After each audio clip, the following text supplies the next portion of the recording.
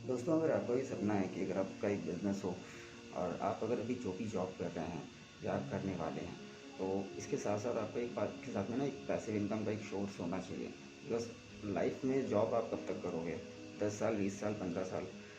But अगर आपके पास में एक जॉब का ऑप्शन नहीं होगा, तो कल को आप किसी के ऊपर डिपेंड होके रहना पड़ेगा आपको। अगर आप चाहते हो कि आप किसी पे डिपेंड ना रहो, तो आज से और अभी से ही अपने लिए second source of income search करना शुरू कर दो।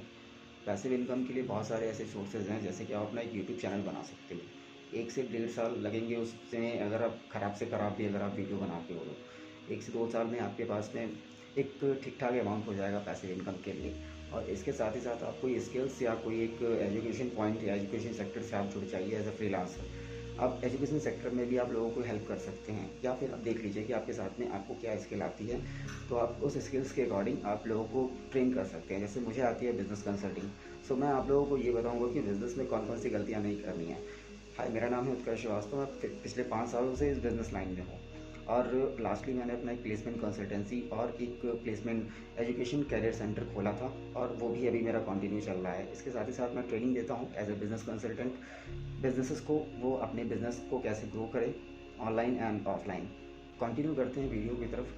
अगर एक यूट्यूब चैनल बनाना चाहते हैं, तो सबसे पहले आपको अपनी एक नीश मार्केटिंग सर्च करनी होगी कि आपका मार्केट में आपका एक जो कस्टमर को रिक्वायरमेंट क्या है।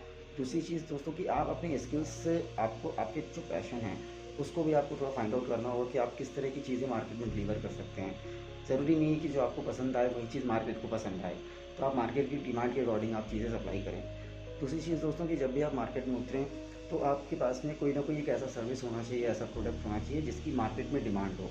अगर आप चाहते हैं कि आपका प्रोडक्ट बहुत तेज़ी से आगे बढ़े, तो आपको छोटी से छोटी चीज़ नंबर्स में आपको निकाल के देनी होगी।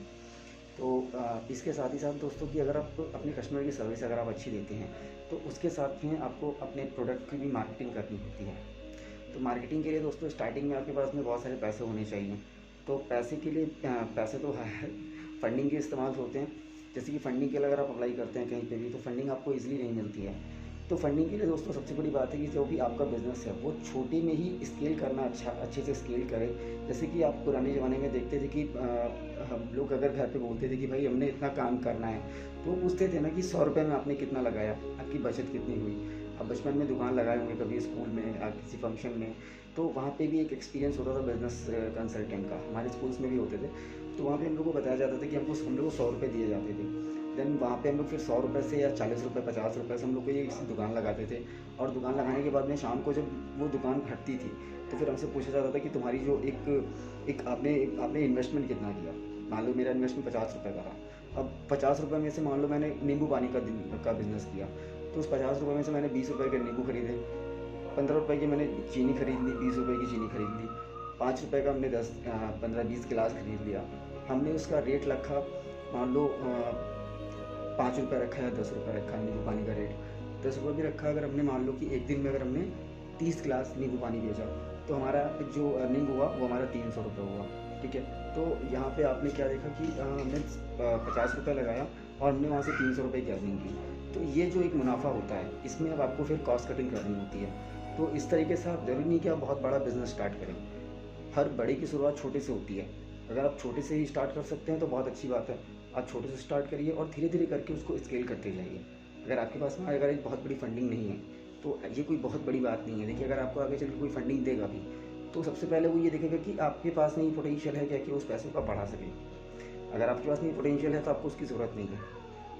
दूसरी चीज़ दोस्तों, कि अगर कोई भी इंसान अगर आपके पीछे पैसे लगाएगा, तो वो सबसे पहले वो तो पहले तो आपको खाने की कोशिश करेगा। अगर आप जब भी कभी भी बड़े बनेंगे या काम करेंगे, तो आप एक चीज़ ध्यान रखिएगा कि आप एक बार कोशिश करेंगे ना आगे बढ़ने की, तो आपको टाइम खींचने वाले बहुत मिलेंगे, तो उनसे बच के रहिएगा। All the best.